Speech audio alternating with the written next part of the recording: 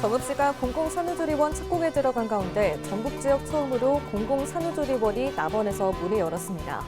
전북 동서부 권역별 산후돌봄 공공망이 구축되고 있습니다. 검찰이 항소심에서 무죄 선고가 난 초코파이 절도 사건에 대법원 상고를 포기했습니다. 450원짜리 초코파이를 꺼내 먹은 죄로 법정에 섰던 A씨는 검찰의 상고 포기로 절도죄 누명을 벗게 됐습니다. 전북 지역 기업 가운데 절반 이상이 주 4.5일제 도입에 대해 부정적인 입장을 보였습니다. 이유로는 생산 일정 지연과 작업 효율 저하를 꼽았습니다. 전북도 의원들이 행류가 부지 선정 전면 재검토를 촉구했습니다. 의원들은 입장문을 통해 공모 과정의 공정성과 행정의 신뢰성을 심각하게 훼손한 중대한 하자라고 지적했습니다.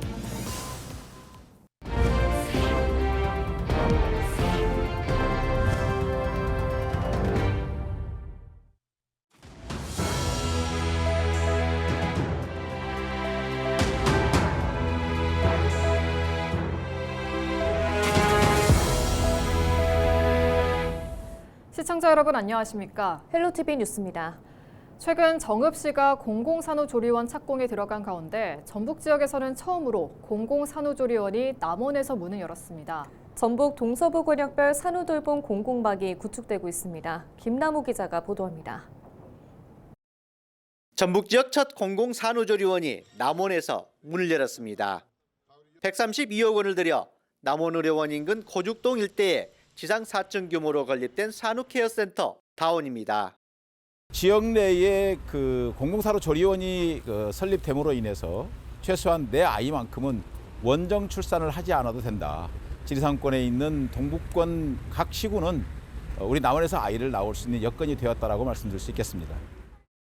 그동안 남원을 비롯한 임실과 순창, 진안, 무주, 장수 등 동부 산악권 지역 산모들은 산후조리를 위해 전주나 군산 등 서부권 도시까지 먼 길을 이동해야 하는 불편을 겪어왔습니다.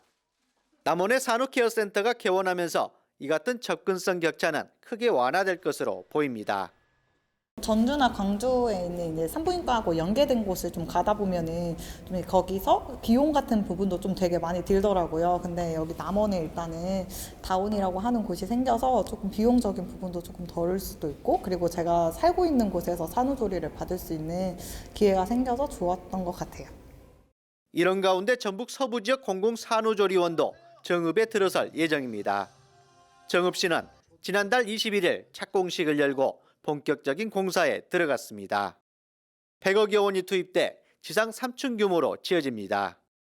이제 어린이 공약 중에 마지막 사업인 우리 공공산후조리원이 이제 오늘 첫 삽을 뜨는데요. 아이를 낳아서 키우는 게 부담이 아니고 기쁨이고 행복으로 이어지는 우리 정읍시를 만드는 게 우리의 최종적인 목표이기도 하고요. 아이를 낳고 싶어도 낳을 수 없는 환경 때문에 청년 인구 유출이 심각한 지역 소멸 지역. 자신들이 생활하는 지역에서 아이를 낳을 수 있는 여건이 만들어지고 있습니다. 헬로티비 뉴스 김나우입니다.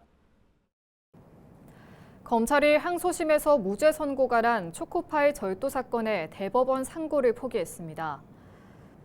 전주지검은 2일 항소심 판결문을 검토한 결과 법원의 결정을 존중하기로 했다면서 이같이 밝혔습니다. 또 앞으로도 국민의 목소리에 귀 기울이며 본연의 업무에 충실하겠다고 덧붙였습니다. 검찰은 지난 10월 30일 항소심 결심 공판에서 검찰 시민위원회의 의견을 수용해 피고인인 41살 A씨에게 선고 유예를 구형했습니다. 이 사건의 피고인인 A씨는 지난해 1월 18일 회사 사무실의 냉장고에 있던 450원짜리 초코파이와 600원짜리 커스터드를 한 개씩 꺼내 먹은 죄로 법정에 섰으나 항소심 재판부의 무죄 선고와 검찰의 상고 포기로 절도죄 누명을 벗게 됐습니다. 전북 지역 기업 가운데 절반 이상이 주 4.5일제 도입에 대해 부정적인 입장을 보였습니다. 전주상공회의소는 도내 회원기업을 대상으로 최근 실시한 주 4.5일제 도입에 대한 인식과 영향 조사 결과 210개 응답 기업의 61.9%가 부정적인 의견을 나타냈다고 밝혔습니다. 긍정 응답은 20%에 불과했습니다. 산업별로는 제조업의 66.6%, 비제조업의 59.6%가 주 4.5일째 부정적으로 응답했습니다. 부정적인 이유로는 제조업체는 생산 일정 지연과 작업 효율 저하를, 비제조업체는 서비스 공백과 운영 부담 증가를 꼽았습니다. 또 제도 도입을 위한 과제로는 임금 보전을 비롯한 재정 지원이 39.5%로 가장 많았고, 세제 인센티브, 기술 설비 지원, 노사 협의 컨설팅 등이 필요하다고 응답했습니다. 전북도 의원들이 핵융합 부지 선정 전면 재검토를 촉구했습니다.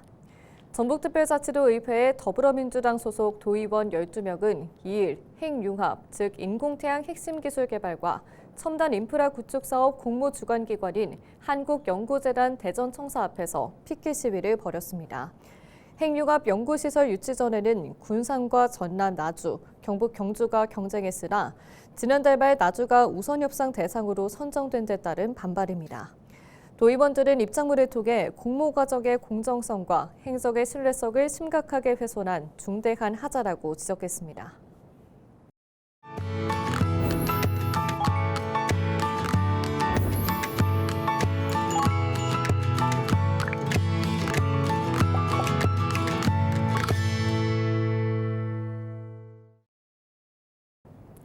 케이블 TV 공동기획 우리 동네 영웅 시간입니다.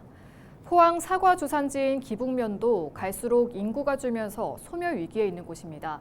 그런 산골 마을에 농촌에서 살아보기 프로그램이 운영되면서 변화가 일고 있는데요. 이를 주도하는 특별한 모녀의 이야기를 소개합니다. KTHCN 공희철 기자입니다. 포항 사과 주산지이기도 한 마을. 이곳에 정착한 모녀의 하루는 텃밭 일가로 시작합니다. 예정을 쏟은 작물들이 하루하루 커가고 수확하는 기쁨은 말로 표현하기 어렵습니다. 대학 졸업 후 엄마를 따라 귀농한 20대 딸 최소윤 씨도 제법 농부의 모습을 갖췄습니다. 그녀의 또 하나의 임무는 기북면을 알리는 겁니다.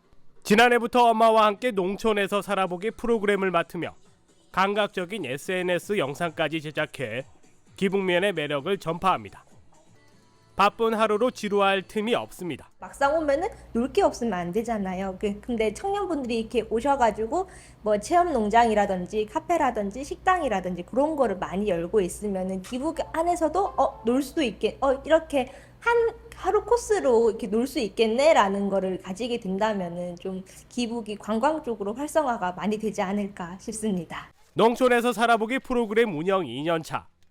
30여 명의 타 지역민이 기북을 찾았고 실제 포항으로 귀농 귀촌을 돕는 공간으로 자리 잡았습니다. 살아보기 기간 동안에는 사람이 거주하시니까 밤에 불도 들어오고 이제 이렇게 마을의 어르신들도 지나다니면서 이렇게 유모차 밀고 가시면서 인사도 하시고 이래가 마을 어르신들이 좀 많이 이렇게 활기가 된다 그래야 되나 그래요. 이 대표는 농부가 벼를 심고 수확을 하듯 소멸 위기에 직면한 기북면에 다시 사람들이 옹기종기 모여 살아갈 수 있는 씨앗을 심고 싶습니다. 저희 책에도 보면 이게 사진 한 장에 동네 애들이 이렇게 소복이 나왔는 사진이 있어요. 근데 지금은 이 동네 애기가 없어요. 근데 앞으로는 우리 마을에 더 많은 사람이 들어와서 이렇게 청년들이 들어와서 애기도 많이 낳고 예전처럼 저녁 때 되면 누구야 밥 먹으러 와 이러고 이 집 저 집에서 막 부르는 소리가 들렸으면 좋겠어요. 고령화와 청년층 유출로 이 마을도 빈집이 늘어가고 있지만 이들 모녀는 희망을 버리지 않습니다.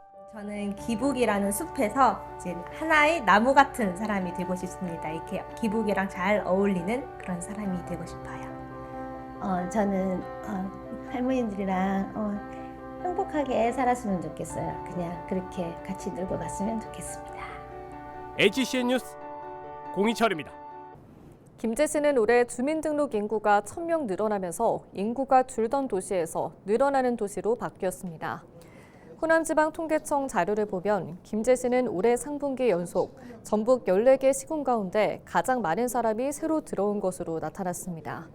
출산 지원과 청년, 가족 지원 같은 맞춤형 정책과 디지털 시민증 도입이 인구 증가와 생활인구 확대의 핵심 동력으로 평가되고 있습니다. 정성주 시장의 인터뷰 들어보시죠. 산업단지 일자리 확충과 정주환경 개선, 생애 주기별 맞춤형 지원 등 다양한 인구 정책을 통해서 김제에서 잘 정착하고 생활할 수 있도록 도시 환경을 더욱 꼼꼼히 살피겠습니다. 김제시는 앞으로 지속 가능한 인구 증가 도시를 만들어 전북 4대 도시로 도약하겠다는 각오입니다. 정읍 시민 10명 가운데 7명은 시정 운영과 생활 환경에 만족한다고 답했습니다. 특히 소아 진료 체계 마련과 공공 산후조리원 설립 같은 보육과 복지 정책이 가장 큰 성과로 꼽혔습니다. 시민들은 경제 활성화와 일자리 확충을 가장 시급한 과제로 지적했고 생활안정지원금과 농촌 인력난 해소 정책에도 긍정적인 반응을 보였습니다. 정읍시는 이번 조사 결과를 바탕으로 복지 정책을 더 발전시키고 기업 유치와 청년 창업 지원 등 경제 활성화에 힘을 쏟을 계획입니다. 이번 조사는 정읍시가 여론조사 전문기관 한국정보통계에 의뢰해 지난 10월 15일부터 29일까지 15일간 만 18세 이상 시민 850여 명을 대상으로 대인 면접과 온라인 앱 설문을 병행해 진행됐으며 표본 오차는 95%, 신뢰 수준에서 플러스 마이너스 3.7%포인트, 응답률은 84.9%입니다. 내년 지방선거에서 전북특별도지사 출마를 선언한 더불어민주당 이원택 국회의원이 비상계엄 1주년을 맞아 전북에서 도민주권 정부를 열겠다고 밝혔습니다. 이 의원은 2일 전북특별자치도의회 기자회견장에서 민주주의를 지켜낸 힘은 국민에게 있었다며 도민의 생명과 안전, 자유, 민주주의를 지키는 최후의 보루가 전북도청이 되도록 앞장서겠다고 말했습니다. 이 의원은 가칭 민주헌정 수호조례 제정과 도민 참여형 정책 플랫폼, 도민 주도형 프로젝트 공모제 등을 추진하겠다고 약속했습니다. 또한 중앙의 지시가 아닌 도민의 뜻을 반영하는 도정을 만들고 도민이 전북도정의 진정한 주인이 되는 시대를 열겠다고 강조했습니다.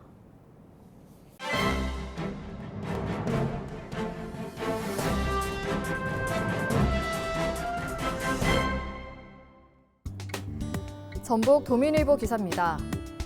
경기 불황이 장기화되면서 전북 소상공인들과 소규모 자영업자들의 폐업 선언 등 백기 선언이 잇따르고 있습니다. 중소기업 중앙회 전북지역본부는 도내 노란우산 폐업 공제금 지급 건수가 2023년 3,659건, 2024년 3,506건, 올해 1월부터 10월까지 2,971건으로 집계됐다고 밝혔습니다. 올해 역시 연말까지 집계를 고려하면 3,000여 건이 넘어설 것으로 예상된다고 덧붙였습니다. 노란우산 폐업 공제금 지급 금액 역시 2023년 394억 원, 2024년 423억 원, 올해 386억 원으로 고점이 이어지고 있습니다. 폐업의 고통이 단발성이 아니라 상시화 단계에 접어든 셈이라는 분석입니다. 전북 노란우산 가입자는 2023년 57,617명에서 2024년 61,190명, 올해는 64,727명으로 늘었습니다.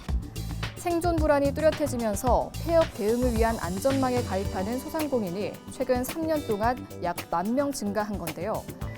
경제 전문가들은 이제 소상공인과 소규모 자영업자들의 연쇄 붕괴 위험을 우려하고 있습니다. 식당이 닫히면 주방기기 업체와 식자재 도매상, 인테리어 업체, 임대업, 배달 플랫폼까지 매출 감소가 번지며 상권 전체가 흔들리는 점에서입니다. 중소기업 중앙회 전북지역본부 관계자는 소상공인과 소규모 자영업자들을 위한 단기적인 지원금 지급에 그칠 것이 아니라 상권 회복과 업종 전환 등 구조적 대응이 필요하다고 강조했습니다. 지금까지 신문 브리핑이었습니다. 남원 지역 자원봉사자의 권익 향상을 위한 제도 개선과 지역사회 봉사문화 확산에 기여한 공로자에 대한 감사패가 전달됐습니다. 남원시 자원봉사센터는 최근 제20회 남원시 자원봉사자의 날 기념식을 개최하고 자원봉사 유공단체와 개인 표창을 수여했습니다. 이번 기념식장에서는 자원봉사자의 권익 향상을 위한 제도 개선에 앞장서온 이숙자 남원시 의원의 감사패가 수여됐습니다. 또 자원봉사 활성화에 기여해온 김진석 씨에게는 공로패가 전달됐습니다.